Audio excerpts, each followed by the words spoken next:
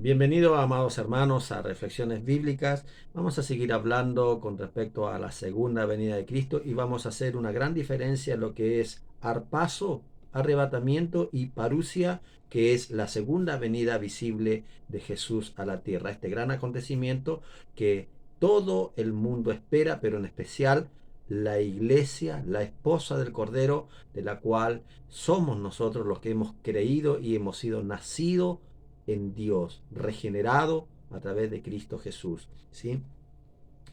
Quiero que vengan conmigo a 1 Tesalonicenses capítulo 4, verso 13. Dice, tampoco queremos, hermanos, que ignoréis acerca de los que duermen, esto es, de los que han muerto, para que no os entristezcáis como los otros que no tienen esperanza.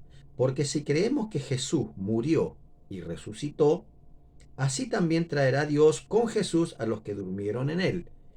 Por lo cual os decimos esto en palabra del Señor, que nosotros que vivimos, que habremos quedado hasta la venida del Señor, no precederemos a los que durmieron. Porque el Señor mismo, con voz de mando, con voz de arcángel y con trompeta de Dios, descenderá del cielo, y los muertos en Cristo resucitarán primero. Luego nosotros, los que vivimos, los que hayamos quedado, los que estemos vivos en el momento de este gran evento, seremos arrebatados. La palabra arrebatado aquí en el griego es arpazo, sacado, sacado como por la fuerza. ¿Sí? Seremos arrebatados juntamente con ellos, con los muertos que han resucitado, en las nubes. Fíjese que el evento que se produce, esto se produce siempre en las nubes para recibir al Señor en el aire. Y así estaremos siempre con el Señor, por tanto, alentados los unos a los otros con estas palabras. He leído este texto que es muy común, ¿no es cierto?, hablar cuando hablamos sobre el arrebatamiento y quiero llevarlos a hacer un paralelo entre la primera venida de Cristo y la segunda venida de Cristo. Si yo hiciera una pregunta, por ejemplo, ¿cuánto duró la primera venida de Cristo y cuántos eventos se dieron en la primera venida de Cristo? Y esto está registrado en los evangelios y en parte de lo que es la historia de la humanidad, ¿no? Sobre la venida de Jesús a la tierra. Jesús, sabemos que él estuvo 33 años y medio aproximadamente en la tierra. Entonces, la primera venida de Cristo no duró un evento, no fue el nacimiento de Jesús. No, la primera venida de Cristo fue todo, ¿no es cierto?, lo que hizo el Espíritu Santo de Dios, desde que María concibió a través del Espíritu Santo y fue engendrado nuestro Señor en el vientre de María, se inicia la primera venida de Cristo y termina cuando Él en el monte de los olivos asciende al cielo. Esto duró 33 años. Entonces nosotros sí, ¿cuántos eventos ocurrieron en la primera venida de Cristo? Infinidad de eventos. El nacimiento, el crecimiento de Jesús, el bautismo de Jesús, el llamado de Jesús, no sé, muchas cosas ocurrieron en la primera venida de Cristo. No es un evento, fue una sucesión de eventos la primera venida de Jesús en la tierra. Por lo tanto, tiene muchísimos eventos. Y termina la primera venida de Cristo con que Jesús, junto con aproximadamente más de 500 hermanos y los discípulos y los apóstoles, él fue en una nube tomado desde el monte de los olivos y llevado nuevamente al cielo. Ahí terminó la primera venida de Cristo. Si yo hago un paralelo, hubieron infinidades de eventos. De la misma manera tenemos que pensar con respecto a la segunda venida de Cristo. Entonces, cuando nosotros hablamos de la segunda venida de Cristo, automáticamente nuestra mente se nos viene, ¿no es cierto?, en que Él viene nada más y todo ojo lo verá. Pero eso es pensar en chiquitito. ¿Por qué motivo? Porque la segunda venida de Jesús, el mismo Señor Jesucristo, cuando los discípulos le preguntaron sobre qué cosas iban a ocurrir en su venida, él dio sucesivos eventos que iban a ocurrir antes de la venida, durante su venida y después de su venida. Por lo tanto, hay muchísimos eventos que corresponden a la segunda venida de Cristo. Y estamos hablando de ya da más de 2000 años y esto no se ha cumplido todavía. La segunda venida de Cristo no se ha cumplido todavía. Entonces, de la misma manera, como decimos, ¿cuántos eventos o cuánto duró la primera venida de Cristo? La primera venida de Cristo duró 33 años y medio aproximadamente. ¿Cuánto va a durar la segunda venida de Cristo? La segunda venida de Cristo va a durar alrededor de los 1007 años y un poco más, poco menos, lo que se le podamos dar, pero aproximadamente eso va a durar la segunda venida de Cristo y tiene infinidades de eventos. Y arranca con el arpazo. Y eso es lo que nosotros acabamos de leer en Primeras Tesalonicenses. Fíjense que las cartas que el apóstol Pablo hizo a Tesalónica fue en el año 50 de la era cristiana, 20 años antes de la destrucción de Jerusalén y del templo de Jerusalén por mano del Imperio Romano, por mano de Tito. ¿Sí?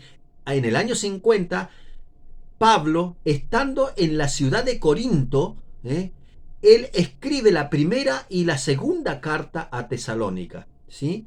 Y en la primera carta él hace alusión justamente a la venida de Cristo, pero a la parte del arpazo, del comienzo de la venida, donde Dios va a resucitar a los muertos en Cristo y que los que en ese momento estén vivos, en el momento en que Jesús viene y se para en el aire y resucita a los muertos en Cristo, en ese momento la gente, los hijos de Dios, que estén nacido en Cristo, regenerado en Cristo, serán arrebatados en ese momento. Y eso va a dar inicio a la segunda venida de Cristo como el primer evento de la segunda venida de Cristo. ¿Sí? Por eso el arpazo, el arrebatamiento, es muy importante para la iglesia. Fíjense en que 5 años más tarde,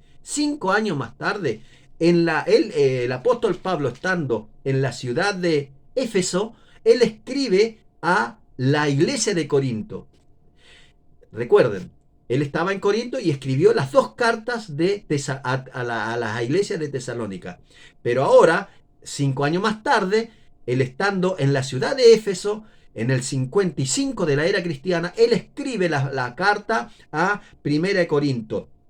¿Sí? En el 55 escribe la primera carta y en el 56 escribe la segunda carta a Corinto, estando en la ciudad de Éfeso.